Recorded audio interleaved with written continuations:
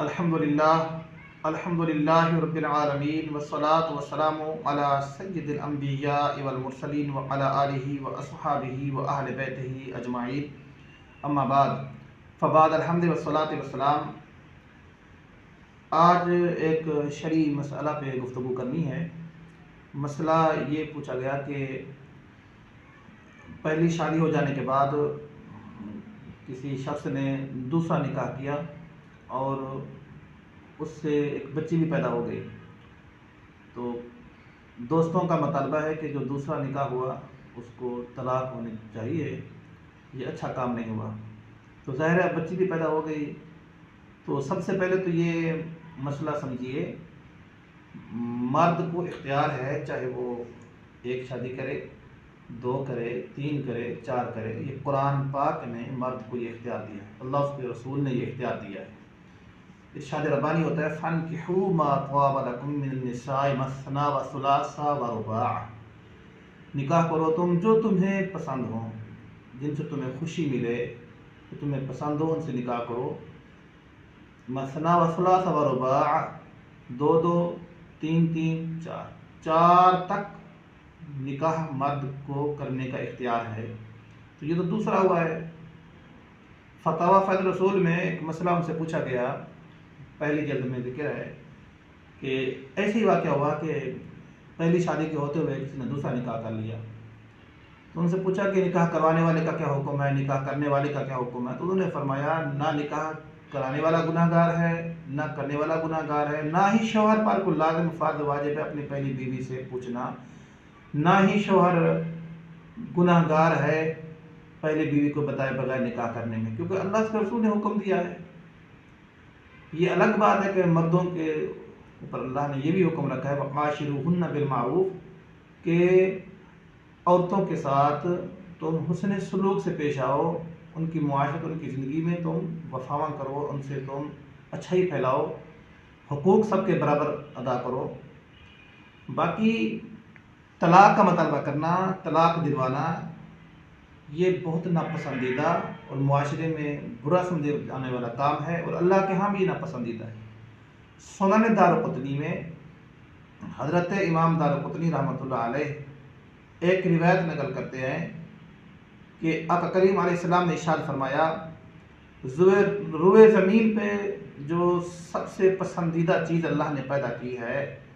وہ ہے کسی شخص کا غلام کو آزاد کر دینا۔ ایک دور تھا جب غلامی میں لوگ آتے تھے، تو غلام کو آزاد کر دینا یہ اچھے کاموں میں سے شمار تھا اللہ کے، اور اللہ رب العالمین نے روئے زمین میں سے جو سب سے زیادہ ناپسندیدہ کوئی چیز پیدا کی ہے وہ ہے کسی مرد کا اپنی بیوی کو طلاق دینا۔ نکاح سے عورت مرد کی پابند ہو جاتی ہے،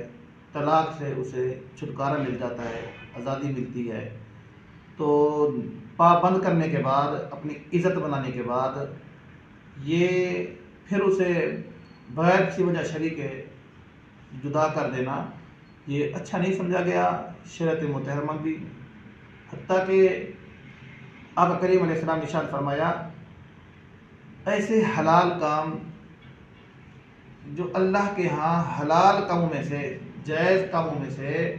جو سب سے زیادہ ناپسندیدہ کام ہے وہ ہے طلاق دینا۔ امر مجبوری طلاق جائز تو رکھی گئی ہے، لیکن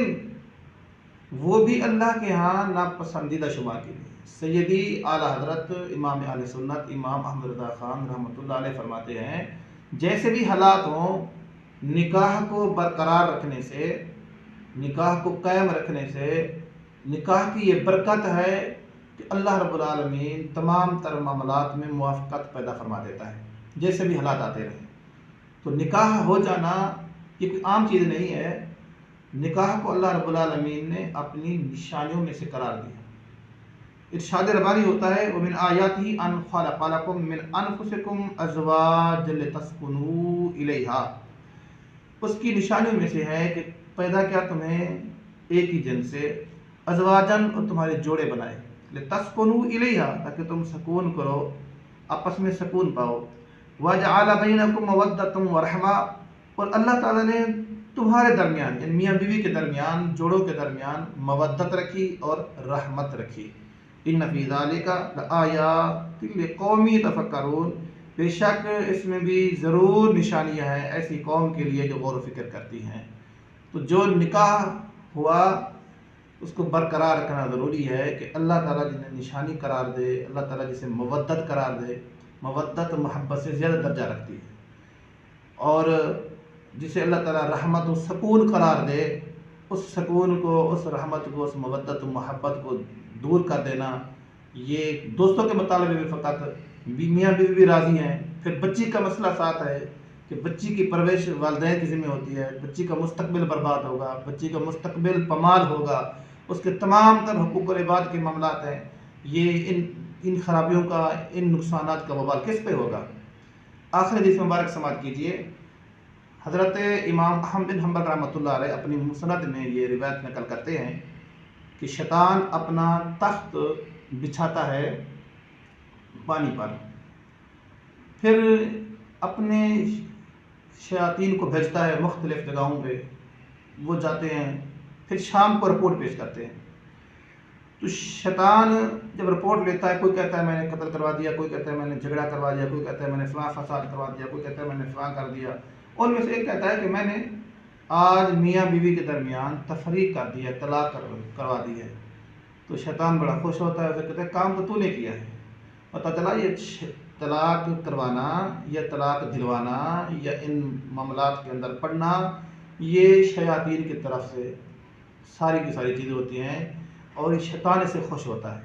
और अल्लाह रब्बुल आलमीन नाराज़ होता है। जिससे शैतान खुश हो और रहमान नाराज़ हो, कि जो काम शैतान का पसंदीदा हो और रहमान का नापसंदीदा हो, तो ऐसे मामले में पढ़ना मैं समझता हूँ बेजा है और इसकी कोई ज़रूरत नहीं है। बाकी रहा मसला कि जिसने दूसरा निकाह भी कर लिया, उस पर ये जिम्मेदारी है कि पहले बीवी के हुकूक भी पूरे पूरे अदा करे, दूसरी बीवी के हुकूक भी पूरे पूरे अदा करे, अपने बच्चों का भी ख्याल करे, निकाह दोनों को बरकरार रखे, क्योंकि मेरे इमाम फरमा चुके हैं कि निकाह की बरकत ऐसी होती है, बरकत होनी भी चाहिए कि जिसे अल्लाह पे निशानी करार दे, जिसे अल्लाह सकून का बैस करार दे, जिसे अल्लाह ताला मवद्दत और रहमत करार दे, तो क्यों न इसमें बरकत होगी। अल्लाह ताला पूरे घराने को आबाद शाद फरमाए, सब पूरी फैमिली को, दोनों फैमिलियों को, घर वालों को, उस दोस्त अहबाब जितने भी रहने वाले सबको सब्र और तहम्मुल की तौफीक अता फरमाए। आमीन।